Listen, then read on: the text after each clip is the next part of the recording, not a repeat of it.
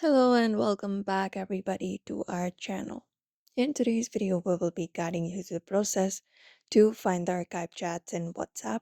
It is a hidden feature on WhatsApp, so let's just get started.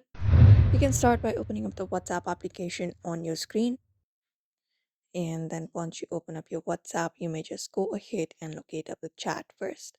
So first of all, let's archive it. In order to do so, you just need to hold it up. And once you hold it up in the top of your screen, you will be finding a menu.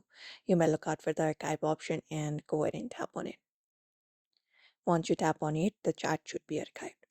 Now, if you want to view the archive chats, all you gotta do is from your main home screen, you need to be on your chats tab. And from here at the top, you should easily find an option called archive. So go ahead and find it up and go ahead and tap on it.